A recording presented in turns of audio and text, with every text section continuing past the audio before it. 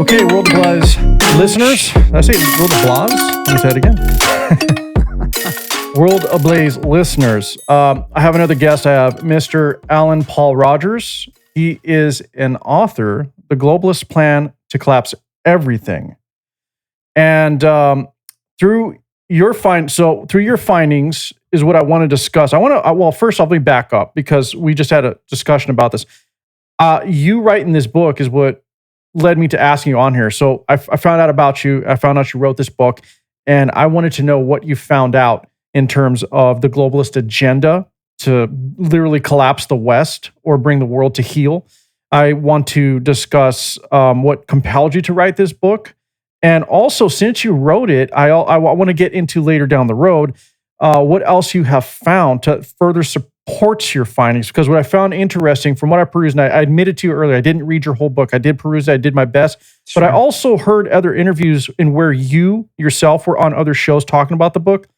And what I find interesting is how you actually have these QR codes that will link to supporting data, which is really cool.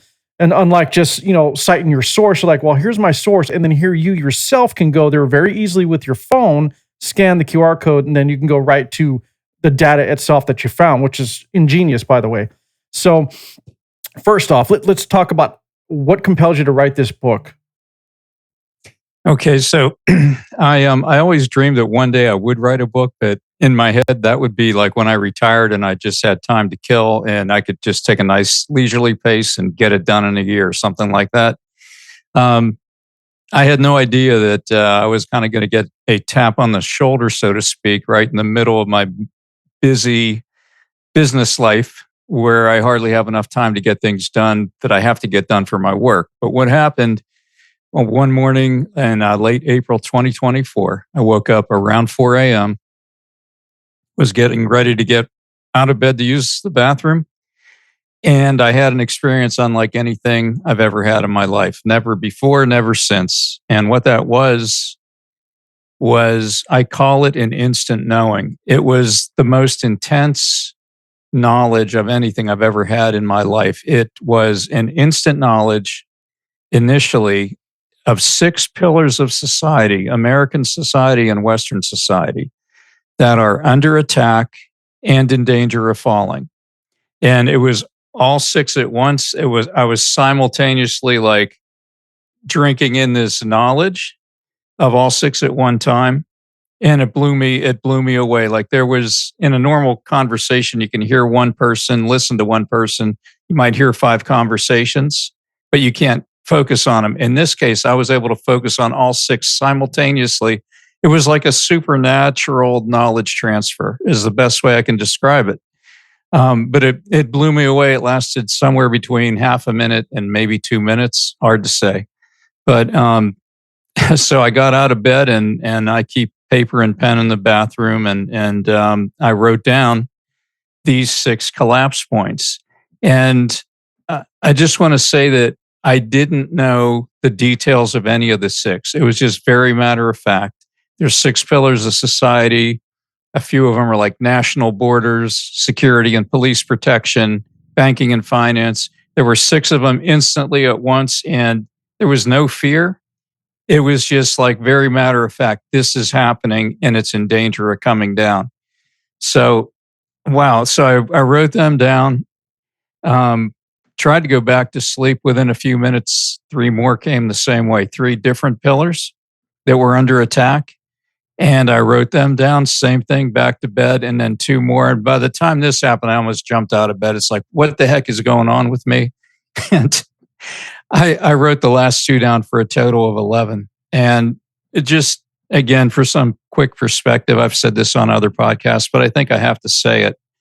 I was debating whether I would say this before I started this whole podcasting thing. But it's like, do I tell people that I had this or do I don't mention it at all? And it's like, I got to be transparent about it because if this wouldn't have happened, the book wouldn't have happened. Like I said, I was a busy guy with a small business. So I had no intention of writing anything, but this happened to me and I felt like it was from God. There was no audible voice. There was no vision. Like I said, it was just like an instant knowing. But it was so unique in all my life experience that I felt like it had to be from God. You know, I do pray every day. I'm a prayerful person. I believe in God. I don't consider myself to be like a religious person so much as just a believer. And but I never had anything like this at all. And so after that third session where it was the last two collapse points out of the 11, I'm just like, God, why are you showing me this? What is this all about? Like, and I'm just like puzzled. Like, why would you do this? And finally it just occurred to me, do you want me to write a book? And if you do, then what would the title be? And I couldn't finish that thought. What would the title be before the entire title and subtitle was just instantly there in a flash, just like everything else that happened up to that point. It was a flash. And so I knew the whole title without hearing the words in sequence. I just knew it. The globalists plan to collapse everything to usher in a new world order. It was instant. It was clear. It was strong. And so I said, okay, I'll research the evidence for those 11 pillars under attack, and I'll try to write a book about it. And then about 2 minutes later, I got butterflies in my stomach. Like, how am I going to do this? What did I just sign up for?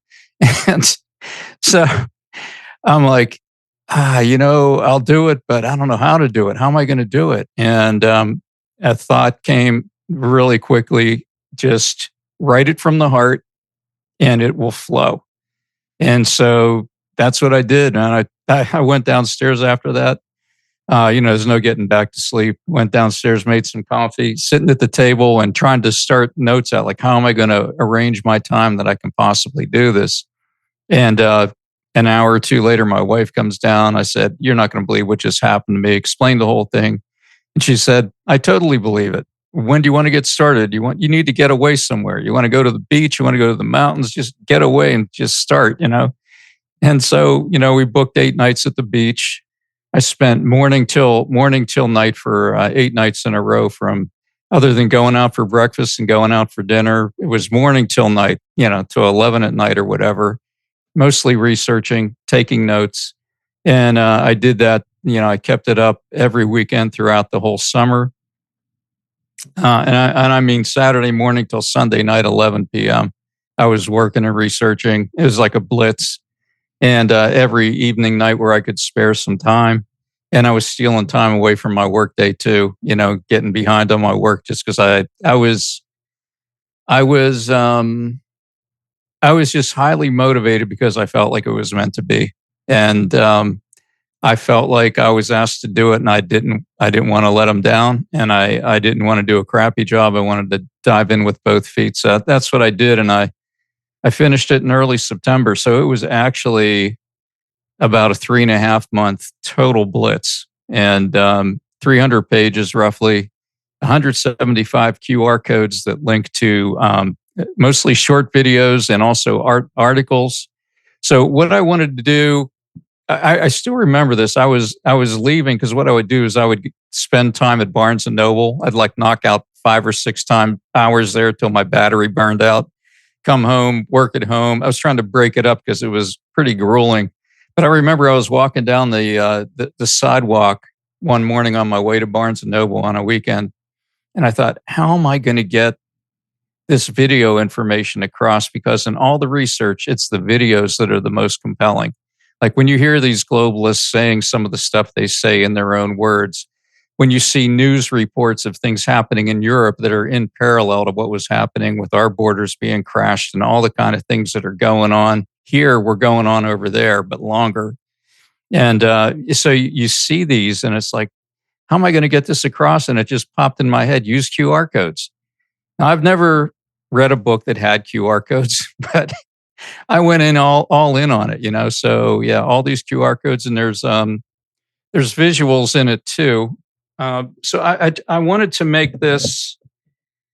I wanted to make this an easy read, even though it's a heavy subject. So, just for example, there's a chapter, "The Rise of the Alternative News Media," with the Superman alternative news media guy.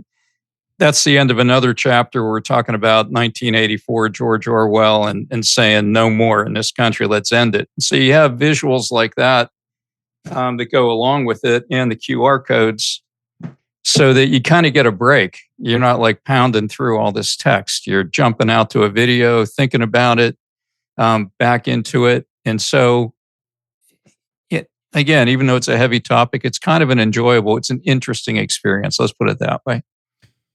Yeah. All right. So I don't think there's anything wrong with you saying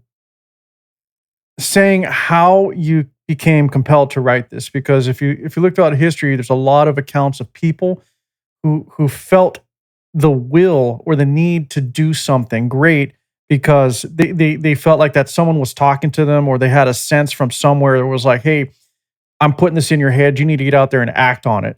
And Yeah. it could be God, it can be whatever, however they want to define it. It always seems like there's something from the outside that is driving you to act on something that you just can't shake. Period. Right, So right. I'm glad you're transparent, because that has happened throughout history for many people.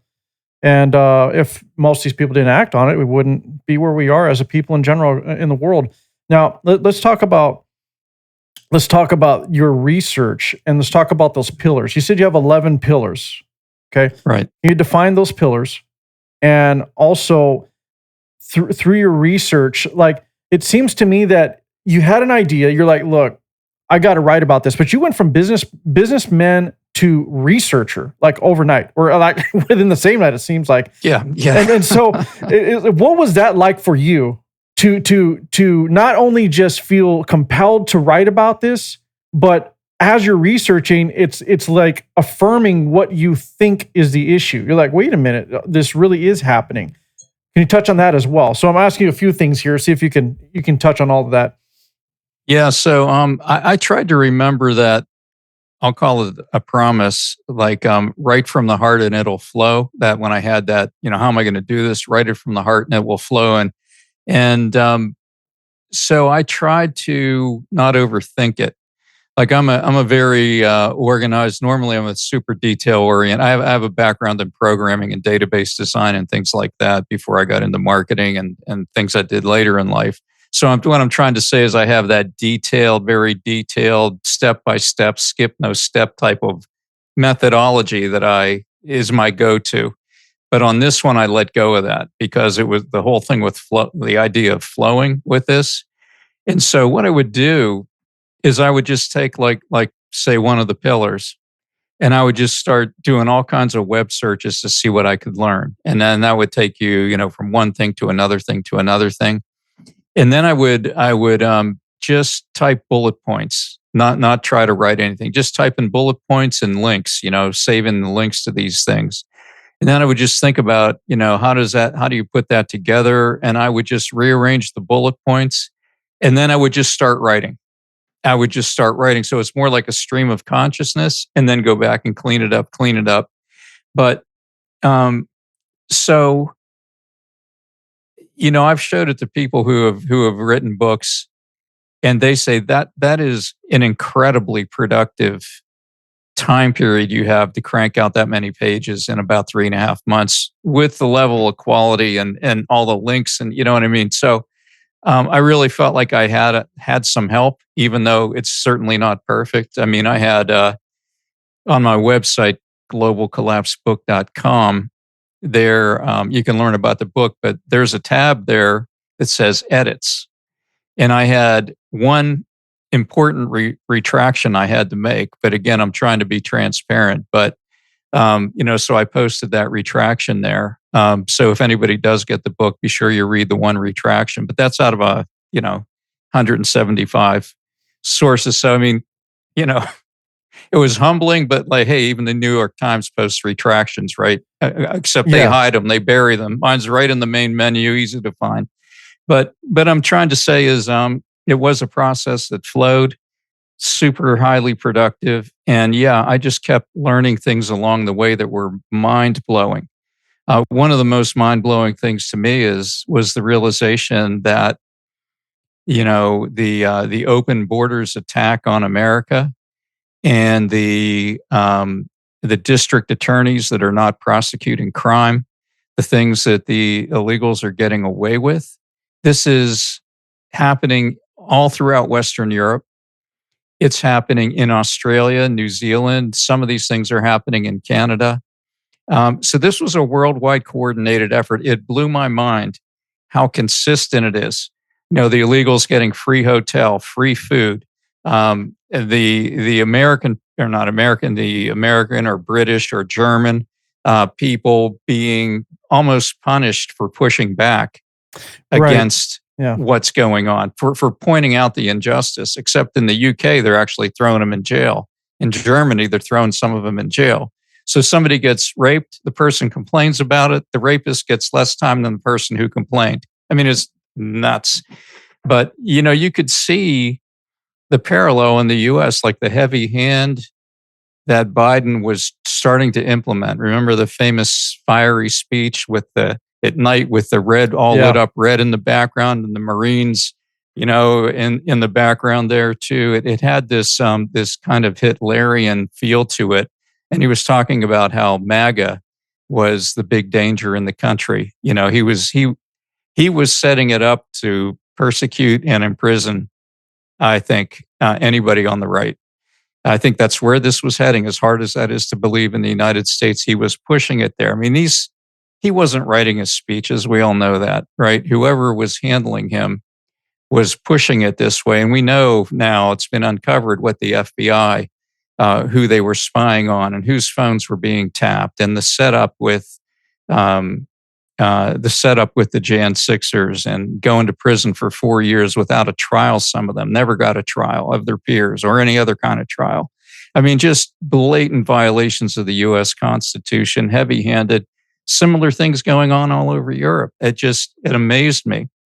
And we're getting close to following the UK and censoring people on social media.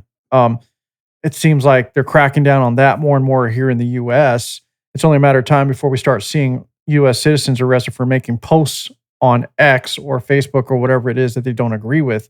I hope that doesn't happen, but it seems like we're getting closer. It feels that way. Does it ever, when you were going through all this, I mean, not that any of this is it's not evidence, but what I find crazy is it feels like right now that the UK literally took George Orwell's 1984 as a playbook, and they're like living it out right now in the UK. And I didn't want to believe that because it's a cliche thing that like everybody says it, like, oh, well, we're living in 1984. And I go back to that book and watch what's happening in the UK right now, what the Starmer's doing and what's happening. I'm like, that's pretty much the book. It's crazy. It's unbelievable. Like, it was prophetic. Like he knew. I mean, there's some people that claim that 1984 was written as a warning, that he was an insider who actually knew where the globalists were heading with this. Maybe. And he was putting it out there as a novel, but as a warning. So what else did you find when you were doing your research? So let's get back to the pillars. So let's define those pillars. Let's define, because you said before that there was 11 pillars, I believe, right? Yeah, you just want me to read the names of the 11? Sure. You know why? I want to. So when you did your research, you identified 11 pillars, right, that were going to be attacked or would be the focus. And right. I want you to please, for everybody who obviously hasn't read your book yet, we want them to. But if you could define those 11 pillars and why those pillars are important for you to be able to focus on and look those things up as you did to support your arguments. Because I think a lot of people need to understand what those pillars are. And then because by defining those and also through our conversation, they're going to, it's like, I think a light bulb's going to open. They're like, oh, wow, okay, this makes a lot more sense. So if you could define those for us, starting with the first pillar, and just give us a little background. Is it okay if I share my screen with you? You can do whatever you like. Okay, so this is from globalcollapsebook.com. And you can see at the top is the 11 pillars tab. You're seeing that, right? Just want to make sure that share is working. Okay. So pillar number 1 is national borders. And again, these are all being worked on to tear them down. And this was written before Trump came into power, but obviously we're dealing with the effects of this right now. National borders. Number 2, security and police protection. 3 is privacy. 4 is banking and finance, the whole system. 5 is education. 6 is energy. 7 is the environment, but not in the way we think about it. It's not polar bears and ice caps. It's more the air that we breathe and the food that we eat in terms of the harmful nature of it. In particular, those things. Medical system, number 8. Food supply, number 9. Self-identity. This one surprised me. These were the last two. Self-identity and faith are actually pillars of society. And so these pillars are all things that are required to support a complex and free society, complex and free. And that's why religion is in there. And I believe in hindsight, after this came to me, and self-identity as well, we see what's going on there. But, with what they're doing with the children in particular, confusing them as to their identity. But that one, just while I'm mentioning it, the book gets mainly into sexual identity, especially for children, but it also gets into just the male identity itself and the female identity. Like, what does it mean to be male? What does it mean to be female? And the whole, all the repercussions of that are part of that pillar. So in researching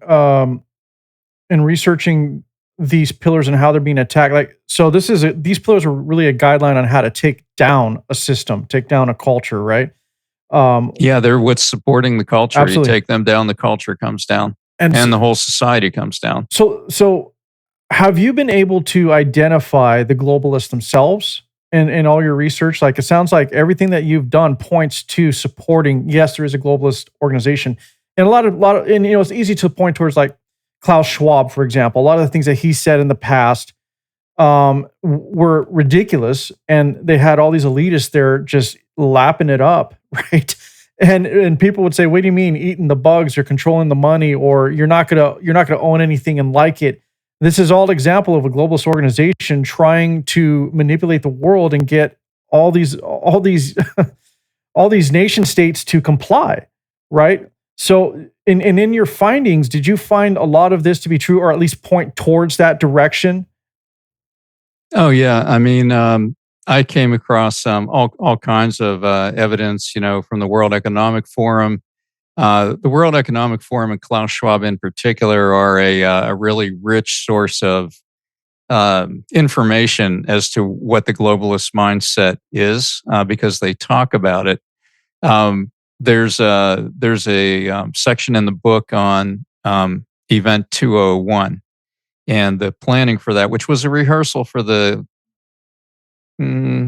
crisis that happened in 2020, where they were putting things in our arms. I won't say it in case that gets you next. I don't care. You know what I'm talking about. I've had Nicholas Holscher on the show. I've had plenty other discussions. You can say whatever you like. Yeah. So that was a dress rehearsal, and there's a link to it, the QR code that'll take you right to the video summary. It's about I think it's an 11-minute highlight, and they're proud of it. But it includes they're actors, but they're acting out newscasts. It was like they were prophetic in how accurately they nailed how the public was going to react. That's crazy. How the resistance there was going to be, and how they were going to basically coerce them into going along with it. It was incredibly prophetic, and it happened in 2019, right before the pandemic. And this was a completely rehearsed. Yes. Really? Yeah. Let me see here. So blatantly planned. Oh, blatantly planned. Yeah. They would never admit it. It's just an amazing coincidence that they thought of this. They were just so insightful that they thought of this. Let me see. That's crazy. Yeah. Okay. So, yeah, I'm going to jump here. You want to share your screen again? Yeah. Sure. There we go. All right. This is Event 201. This is just my hard copy of the book, I guess you'd say, my Word document. And then I saw you had, when you scroll down, there's that QR code that will take people right to that video. It'll take you right to this video. Okay. That's the highlights reel. Interesting. But yeah, it talks about, you can see it here. It was it was called the Global Pandemic Exercise, hosted by the Bill and Melinda Gates Of Foundation on course. October 18th, 2019, just months prior to the pandemic. It was like a dress rehearsal for they called it a potential future global COVID pandemic. They even said the word. Complete Potential with world future. leaders and members of World Economic Forum role playing as news anchors and government officials. I mean, it's just you got to go there with the QR Wow. code and check it out. But that Yeah, blew my mind. I did not know that. that is crazy. So a they're telegraphing everything blatantly Yes, and do not even care. And of right. course, Bill and Melinda Gates Foundation. Why wouldn't it be? I mean, what's crazy about that is truth is stranger than fiction, literally, right? Yes, And so with that, since we're talking about it, hell, why not? You yeah. did the research. So where's Fauci connected in all of this? Because it seems like, okay, Bill and Melinda Gates Foundation, right? You've got Klaus Schwab and his cronies involved, and they did this rehearsal. Where does Fauci fall in? Is he controlled by the World Economic Forum or by Bill and Melinda Gates, or I mean, what's his involvement? Do you think? I don't know if you found anything, but what Yeah, do you it's hard to say because they'll never admit anything. any breadcrumbs you But found though? he is a kingpin. I believe he's a king. He has to be one of the masterminds, at least in terms of the medical side of it. For him to be able to, like he knew, it's been proven now. Rand Paul wrote a book about Fauci, which is worth checking out. But Rand Paul believes he knew ahead of time that, for example, that remdesivir, which Fauci recommended as the protocol, in which the hospitals followed. So he basically was able to pressure hospitals and the whole medical system into going with his protocol, which was remdesivir. And he knew from prior experience that remdesivir has like a 50% kill rate. That once you go on remdesivir, you typically die within days. I mean, it shuts down your liver and kidneys, and he knew this. And so And this is one of the didn't he have a things. stake in remdesivir? Wasn't he like Yeah, a yeah, yeah? I believe so. And the there's a section in the book that says who are the globalists and what do they want, Okay. right? And out of all the things they want, the one that's the hardest to accept and that you'll get the most pushback, even from yourself when you know the truth from having read it, let's say, it's still psychologically very hard to accept the idea that they do want to reduce the world population. I mean, they've been saying this for That's been stated for years, years, yeah, by many decades actors. and Yeah. decades. Getting the world population down to a manageable place. And that's what this pandemic was designed to do. I It believe was you're right. not just to lower the population immediately, but to lower it long term by affecting the fertility rates. The fertility rates of people who went along with the program, so to speak, are much lower. There's been so many studies that show this. In the fertility rates in women, the rates at which once they become pregnant, they're unable to deliver, that's going way up. Um, so it's a way to bring world population down by kind of cutting the fertility rate in a major way. Yeah, because you But just yeah, I can't go out and mean, shoot people right on the street. right, not yet. So Hopefully never. might as well stop them from reproducing.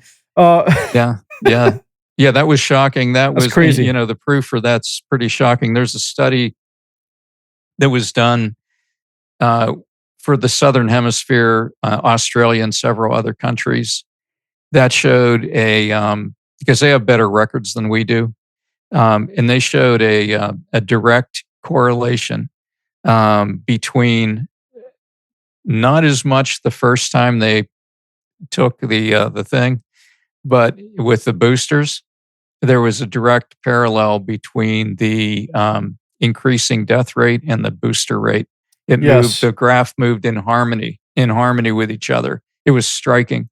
But that's in there. That's from, I think is that the one that's a 175-page report.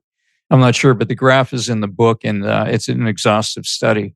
They call it all-cause mortality. Like, It's just forget everything else. Look at the correlation between I what think happened and what you're all saying cause. is Yeah, spot on. I believe that was one part of the COVID pandemic. The other was testing the people to see how far they can push them and get away with things in terms of control, yeah, right. right?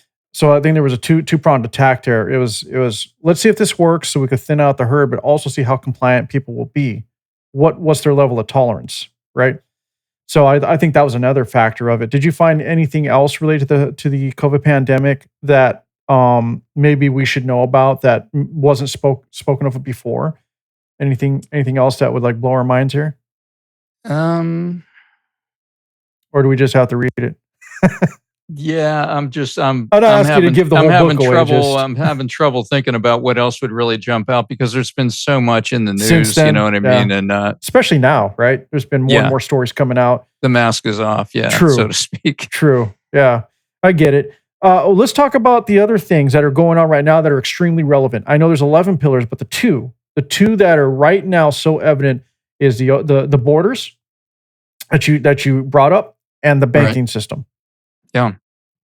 Let's Which touch one on do you borders want to? first. Yeah, let's touch Okay. on that. Yeah. So the thing with the national borders is, I don't know if you remember in Trump's first term, the U.S. was being pressured to take refugees who were flooding into Europe. They had been flooding into Europe since 2011 with the fall of Gaddafi, Yes. is what that was the first wave. Um, and then with all the problems in Syria, that was the second wave. And so, remember, Trump cut off everybody from the Muslim world, basically, pretty much any country that had a problem with terrorism or anything like that. He cut that off in the first term. So our border was pretty much sealed in the first term from that danger. But Europe, it was flooding in the whole time. And then when Biden was debating Trump prior to Biden's first term, he famously said, "I would tell them to surge the border," in his speech. And there's a link to that audio or video in the book, QR code link. And so Biden was saying it out loud. I would tell everyone to surge the border, come on in. And what was striking to me is the amount of people that were coming in is far more than what most people realize. Like, people who are really up on this understand it, but I think it would be shocking to most people to realize that during Biden's time in office, roughly on average, every 6 weeks, the equivalent of the city of Pittsburgh, Pennsylvania, came into this country. And these are mostly unskilled, third world people that we are just paying for and that are draining our school systems, our hospital systems, our welfare system, just draining the system at a pace that's unbelievable. I mean, can you imagine if we had a new city in this country every 6 weeks? And that's pretty much what we had, except they weren't actually cities. They're just going into everything else. Unsustainable. It's a shocking pace. That just blew my mind. You know what's interesting about the border situation, because I've done multiple shows on this and I've done the deep dive into the statistics. I'm going to talk about just this year alone. There absolutely was a plan, because first off, let's go back to Obama. He opened the floodgates to immigrants of the Muslim world, period, especially with Mhm. Somalia. So it Mhm. started there. And then let's look at what's happening now. So as of when was the last time I did this? I think May of this year or so, the statistics on the Border Patrol website. There's a lot that people don't know because it's not being reported, but it's available. People just aren't looking, right? Mhm. There was enough terrorists that they caught. That this is known, meaning they actually apprehended. There was enough that came across our borders just this year, as of I believe it was May, to put 15 terrorists in every state of America. Oh yeah, I believe 15. that. You could see the damage of what just one could do, but Oh yeah. 15 in every state. That's the ones they And know of, the ones they and the caught. fact that most of these people really are military aged men. Right. These aren't people, these aren't families coming over for the most part. There's some, but mostly military aged men. Now, who does that? I Yeah, Hey, mom and dad, I'm going off to America. See you later. right. And that's pretty much everyone that's coming in. Obviously, that's a plan. And the border situation isn't just like you discussed earlier with me. It's not just America. Like we just discussed what's going on in the UK, right? In Europe. So and it's all aligns with what's going on now. So Trump was successful in shutting it down, and we can do that. But the UK has not followed suit yet. France is still in trouble. Italy's been overrun. S and it's hard to not look at everything and think there isn't some plan. Like, why is there an intentional displacement of people who've already settled the lands and where they already have an established culture? Makes no sense to me whatsoever. Yeah, well, it only makes sense if it is planned. There's a Exactly. then all of a sudden it makes sense. So there's a section of the book about replacement migration, Right. and that is an actual thing. And there's on the left there's news reports that try to say that doesn't exist.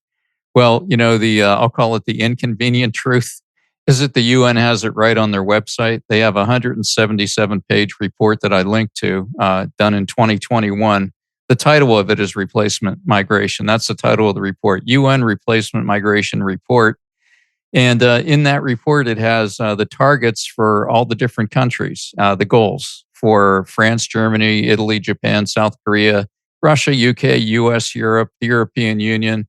So, like I say in the book, yeah, replacement migration really is a thing with them, with these globalists. You know, They mean it. I have that document saved myself. I found that document, and I'm glad you brought that up because a lot of people don't even know that exists. They think, oh, you're just being a conspiracy theorist if you bring this up, but no, it's actually on their web. It's in their archive.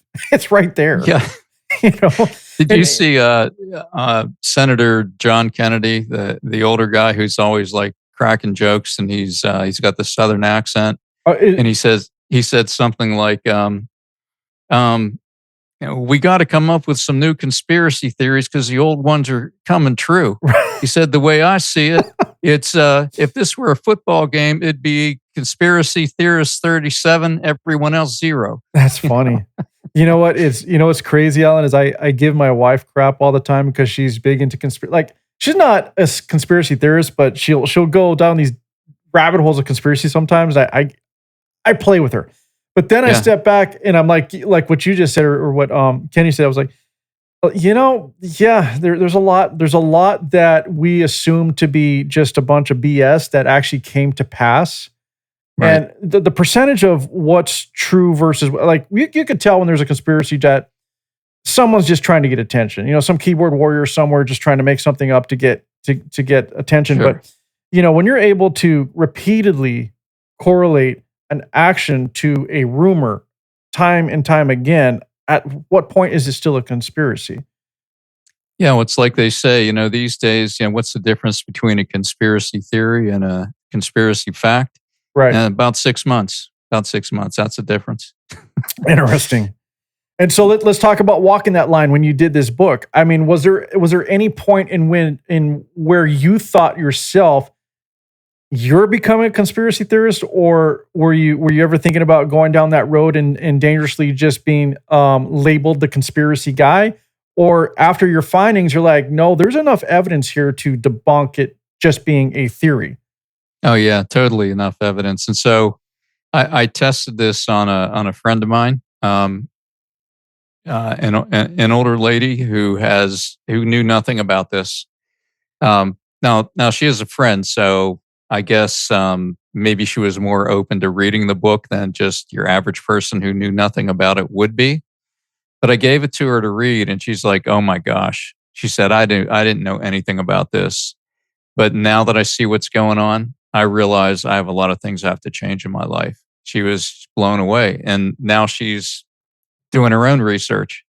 But that's the thing about the book is I call it a gentle approach. It kind of walks you through just the line of thinking, like, yeah, who are the globalists and what do they want, and can they really pull it off? And we get into how they could, their positions of power, influence, get into some of their documents and what they're saying out loud, and then the crazy things like with Bill Gates, who happens to be the largest independent donor to the World Health Organization. And he's also the one who's behind, a lot of these VAXs. And he talks about, in his famous TED talk, which I link to, if we do a good job with vaccines and some other things, we might be able to reduce the world population by 10 to 15%.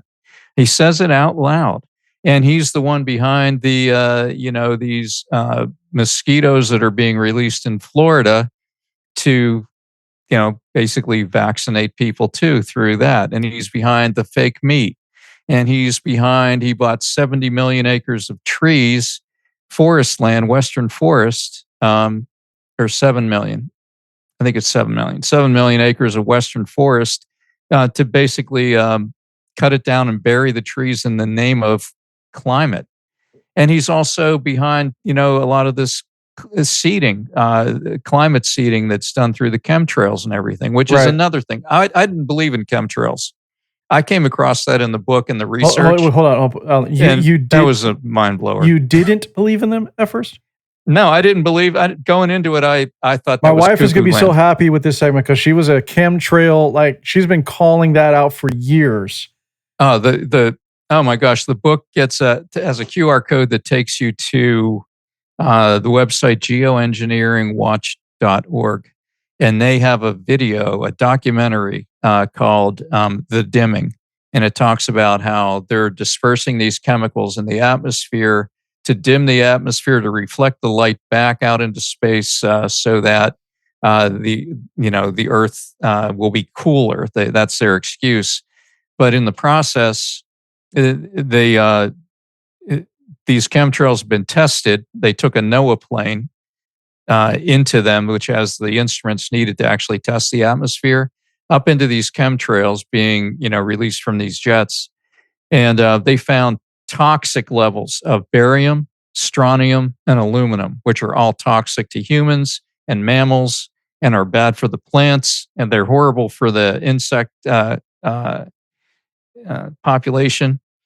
And they found even in that doing the research here on the chemtrails themselves, we found that the toxic levels of aluminum are actually affecting the bee population and causing like a form of dementia in the bees where they don't know how to do their job. And that's why one of the reasons they're dying off so much. It's like, what's going on with the bees?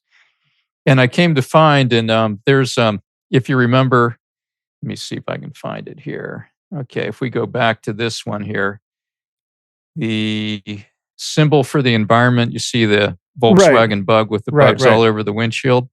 So this was like a hunch. And this is where I think of like,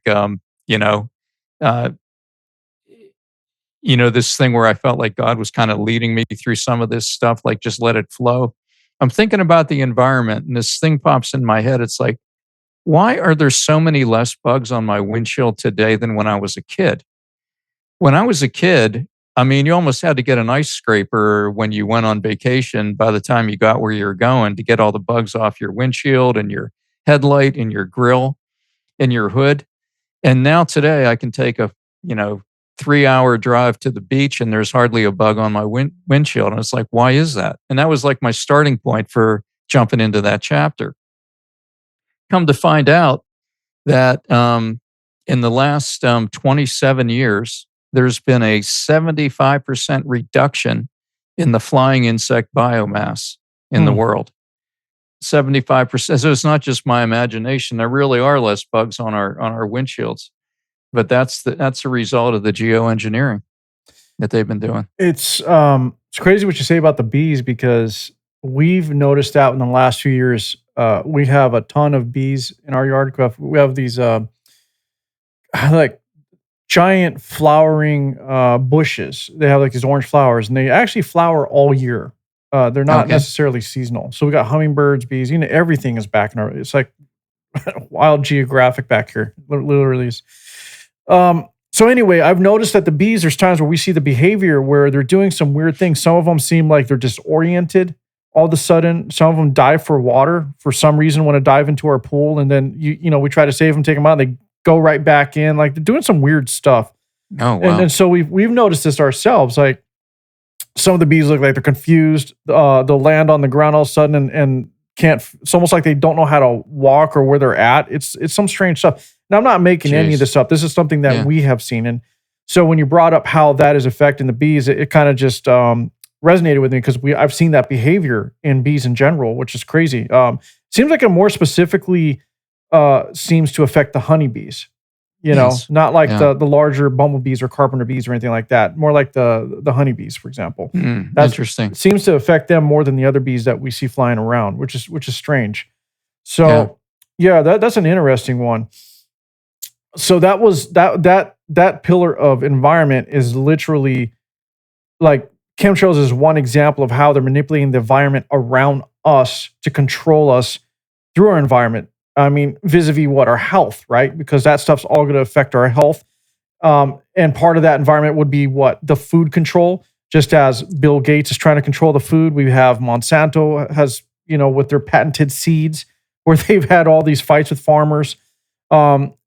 So yeah, and it it's affects crazy. it affects the soil itself. So these chemtrails actually affect the makeup of the soil, and the soil is something like, I think it's 10 times more alkaline than it should be. And so then that requires you to use more fertilizer. And then the more fertilizer you use, that causes problems, causes fungus and all kinds of other things where then you have to treat that. So the soil no longer has as much of the microbiology in it as it used to, because of all the stuff falling on it constantly. We're breathing it in too. We're breathing in the aluminum and everything else. But it makes the soil more compact. It's less. It's harder. It's not as aerated, and then you add on top of that the chemicals, the Roundup type stuff that's used to kill the fields when they're done with that harvesting season, Right.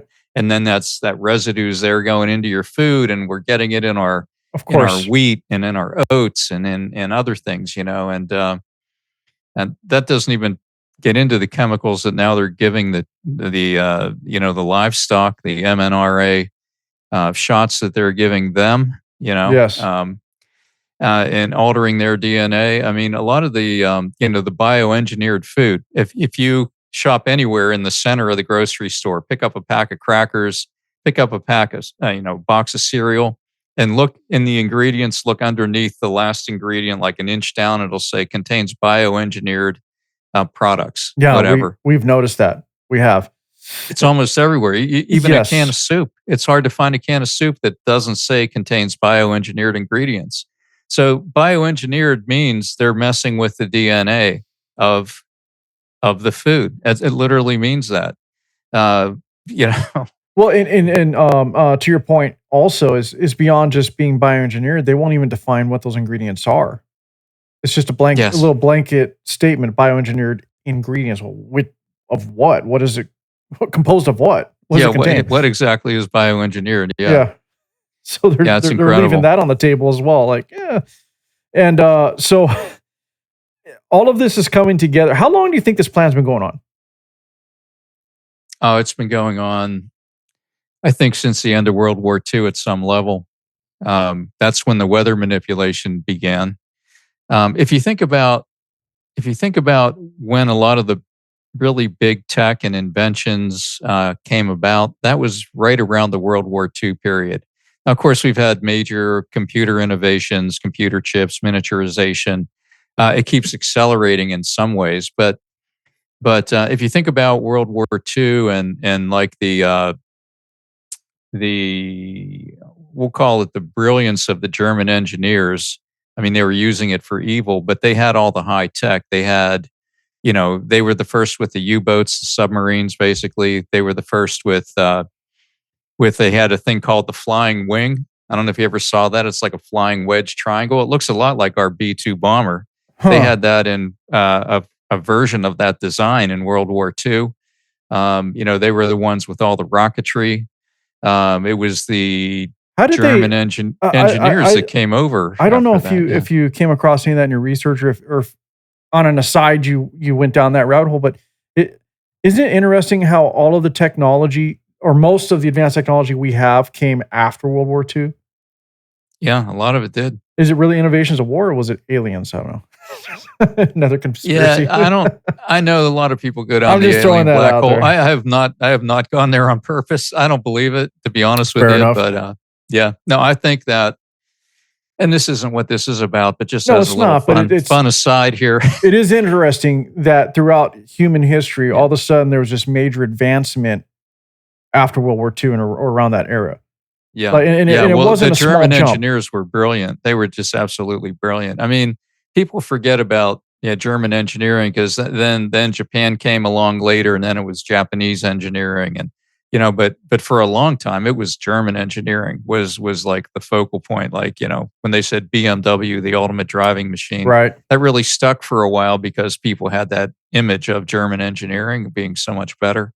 But yeah, they did some incredible things, and I think there's a good case to be made, talking about a rabbit hole, that there really was what you could describe as a breakaway civilization that happened, a technocratic civilization where they've invented things that are far beyond the tech that we get to see, that they've invented anti gravity, the things we call flying saucers and, moving at high speed and making a 90-degree right turn and then disappearing, things like that.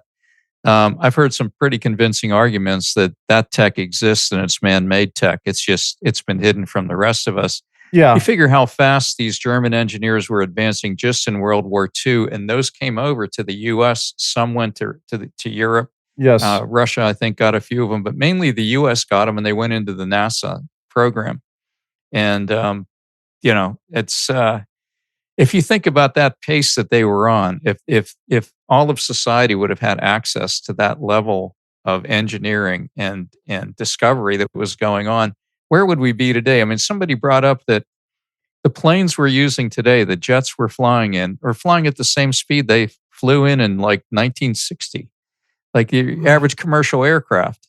It's pretty much, it's almost like we've been stuck in a lot of ways. I think, look, I know this isn't exactly what your book's about, but it's an interesting conversation and it allows us to get to know you a little bit more.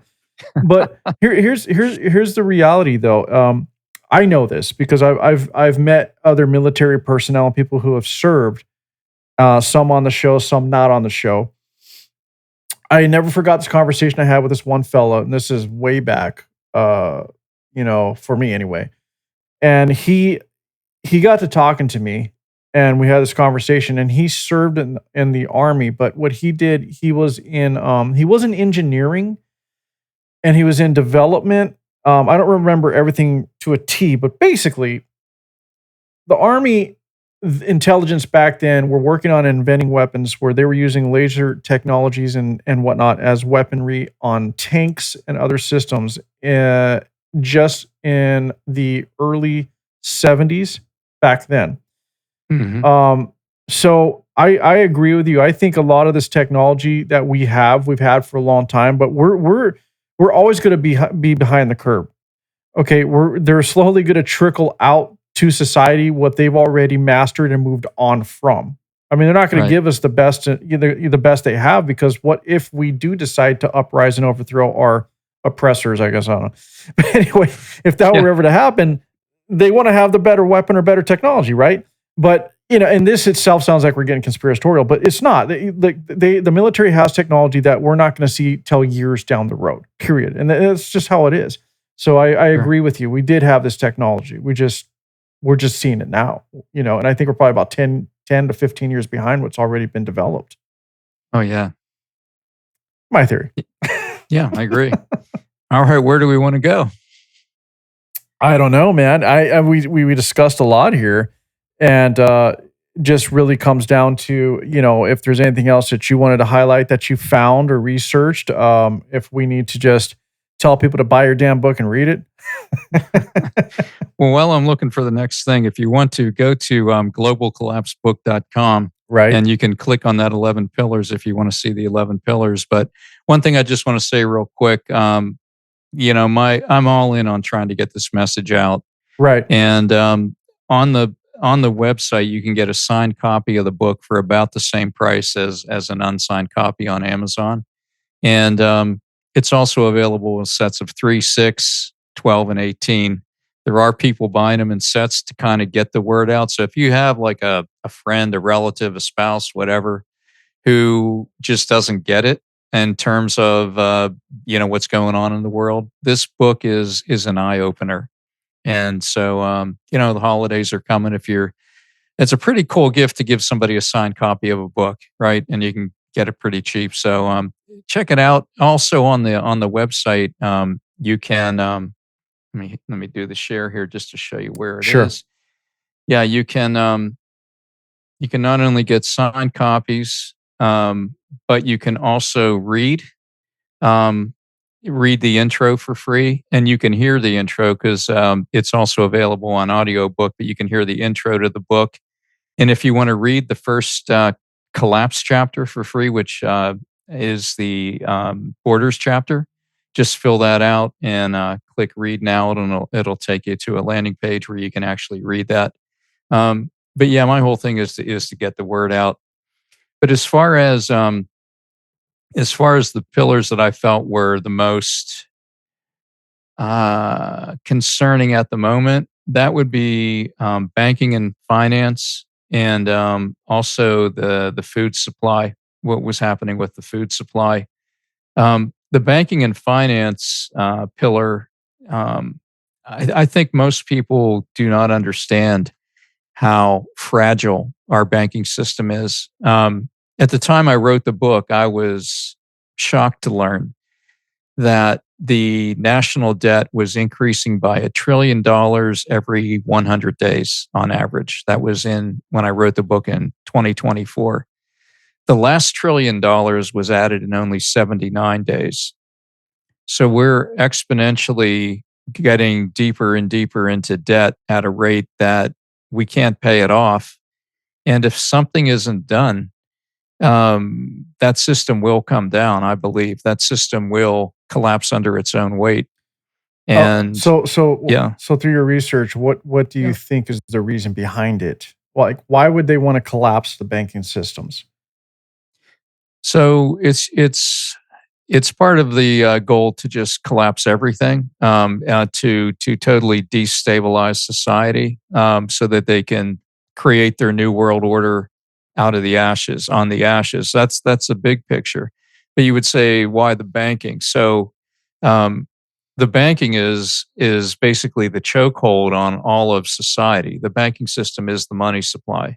So if you can collapse that banking system, then you'll be in a position where you can be in a strong position to introduce the next thing, which could be a central bank digital currency. Or it could be a worldwide digital currency. Okay, because But that makes it so that you're desperate because the whole system just crashed. How am I going to buy anything? How am I going to get my food? How am I whatever? How am I going to pay my taxes? Even so.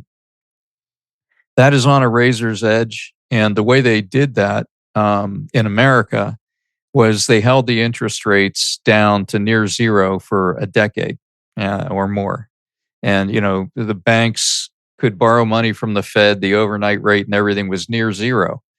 And we were in this low interest environment where the banks actually had extra cash. So what they did with their money is invested it in treasury bills and treasury notes that typically paid 0.5%, maybe 1%, maybe 1.5%, depending on when they bought them and how long the term was. Then the Fed cranked the rate up to 5% in a period of months. And people don't understand this, but when you have a treasury bill of some sort, the value of that bill is the interest rate. So say you had $100,000 treasury bill and it had an interest rate of 1%. That means you get $1,000 a year, 1% of 100,000. You get 1,000 a year. So say the banks had them at 1%. Now the value of that again is 1,000 a year. Now when the rate goes up to 5%, you need five of those $100,000 notes to match one new note that's paying yeah, 5%. So if there's a run on the bank and your people are cashing in saying, I want my money, they have to cash in their treasury notes and take a loss of an 80% in that example. They take an 80% hit. So they're underwater. And these are mostly the regional banks that are in this situation. So what could happen is if there started to be a run on the bank, these regional banks would collapse like a house of cards. And then the too big to fails would buy them all up.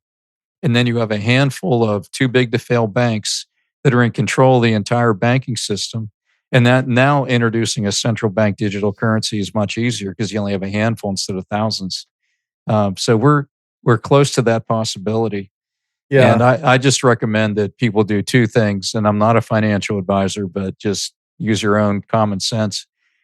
Number one is to, if you have some money in the bank and it's a significant amount, spread it out among several bank accounts, including a credit union. So if they start going down, they're probably not all going to collapse at the same moment. You'll still be able to get your money out of some of them, right? The other thing to consider doing is convert some of your cash to silver or maybe gold if you have a lot. Because the line of thinking goes, it gives you two things. It gives you, if there were a hard crash, you would have something to barter with.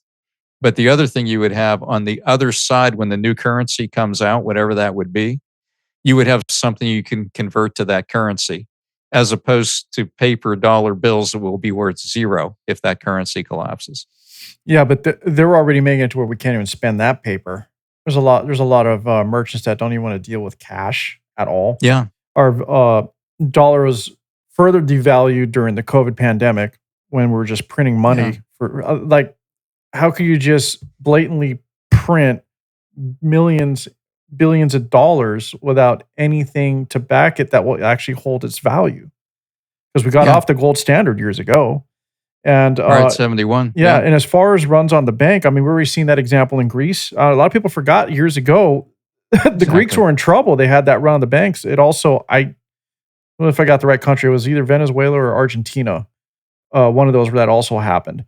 And then look at what happened here in California, the Silicon Valley Bank that went Yeah. under because of all the rumors of what was happening and people were trying to get their money out. And then there you go. That was another example in recent history. And you can correct me if I'm hovering No, you're around right. there. Just want Yeah. to say, remember the 2008 banking crisis where, there was a 40% loss in most Yeah. people's, Everyone's homes just tanked. retirement accounts. Yeah. Well, the book gets into this. When Silicon Valley Bank went down, that was on March 10th, 2023. That was $209 billion. 2 days later, Signature Bank in New York went down. That was $110 billion That's right. I forgot about that one. bailout. And then on May 1st, $229 billion First Republic Bank of San Francisco. Those three banks were the equivalent in losses for the FDIC of the entire 2008 crisis, right? With just those three banks alone. So that shows how quickly, and the other thing most people don't know, they say, well, the FDIC guarantees it up to 250,000. Yeah, but they have less than 1% of all bank deposits is what they have to the money they're insuring. Really? I mean, Interesting. the Yeah. money they have reserved is equal to less than 1% of all the bank deposits in the US. So if there's a run, It's crazy. you're not going to be insured up to 250. You might be insured up to like 10 grand or something like that. Yeah. People are going to take a major haircut if there's a run on the bank. It's nuts. And Big then run. our banking system's also turned away from, you used to be able to actually earn real interest on your accounts. Now you can't. I mean, you can invest in your money markets or high interest accounts, but even those interest rates for me, for example, and you have gone down from what they used to Yeah. be. Yet the banks themselves can trade at higher interest rates, get loans at low interest rates for themselves so they can make money on our money. Like a lot of people don't understand that banks are using our money to make money. And in return, what are we really getting out of it? Not much outside of being able to write a business check, do transfers. I don't know. It's not really a whole lot they're doing for you outside of that. Well, since 2008, a lot of people don't know this. You probably do. Maybe a lot of your listeners do, but you really don't technically legally own the money in your bank. The No. bank owns the money, and they owe you the money back. They're actually the owners. So, and this was done because they knew in '08 if this happened again, the government would not be able to bail them out. So it's called a bail-in, and it means they have the legal right to take your money, and if they have to do it to stay afloat, and out of the goodness of their heart, they'll give us bank stock, which will be basically worthless. Yeah. Won't be And worth anything. Yeah, thanks for your 50K. Here's Well, 50K in bank stock. Have a nice day. another thing to speak, like you're a business owner, right? So am Mhm. I. I've owned a few, still have one, 27 years going. And anytime I need to take any sum of money out in cash, they question every little reason why I need to take it. What are you Yeah. using it for? And they try to tie that towards the I forgot the actual act that was passed, but basically trying to track down Know whether your you customer. well, Yeah. no, there's that, but they're also trying well, yeah, exactly. But they're trying to see if you're a terrorist, if you're buying Mhm. things. Yeah. So they say that's what it's for, but we know it's not. They're just literally controlling. Like they don't It's want their to money. yeah, It's their they don't want money. to tell you, well, you put Yeah. a, $200,000 in here the other week, but I can't give you 20,000 cash because they really can't afford to, realistically. If everybody Yeah. starts doing this, like you said, that's defining the run of the bank. They don't have the physical money to give you. Yeah. It's all digital currency already. And so what's crazy about this pillar we're discussing, now we're seeing the UK trying to implement this digital ID and where they Yes. tie all your information, including your banking information, to this digital ID, which will be government controlled. You're giving away your rights to your privacy now. In the UK, that's happening, or at least they're trying to Yeah, that implement was. it. Did you see that little speech by Keir Starmer, the head of the UK, the other day? I did not. I did not. Oh my gosh, that was chilling. And he was. I'm paraphrasing. I can't remember Sure. exactly what he said, but it was something like, "And let me be perfectly clear." You know how they say everything over there. Right. And let me be perfectly clear. You won't be able to. He lists all the things you won't be able to do without your digital ID. He's saying you have no choice here. That's what I heard. That's how I understood it. Interesting. You have no choice. We're doing this. If you don't go along, you'll be on the outside and you won't be able to manage your life. That was pretty much the message. And then tie that to what's going on with taking away right to bear arms or gun ownership. Like already in the UK, you can't do that. It didn't fix anything. We still have a murder rate in the UK per capita that's really close to, if not exceeding, the USA, and we have guns, which is crazy. And yes, I can verify that because I actually did a whole show where I did a deep dive on that. Okay. The other thing is you have Canada right now telling their citizens you don't have an option. You're doing a gun buyback. So that's happening. Yeah. Australia already got rid of gun ownership. Years ago. Yeah. Exactly. So what I'm doing is enforcing your research or supporting it in the fact that you have this book where you compelled to write this based on this feeling you had, and in doing this research, you're literally able to say, no, this is really happening, guys. Wake up. And That's then we real. look around at everything happening. It's I never thought in my lifetime that I'd be seeing this stuff. It's almost biblical, to be honest. Yeah. But I look around and it's so easy. Like everything you're telling me, it's like, wait, the bank, you're right. That's happening. This is happening. Look at what's happening in Europe. Look at what's happening in the USA. There's a lot that you're saying that I know is in your book with all the QR codes that you can just go right to where you found the information.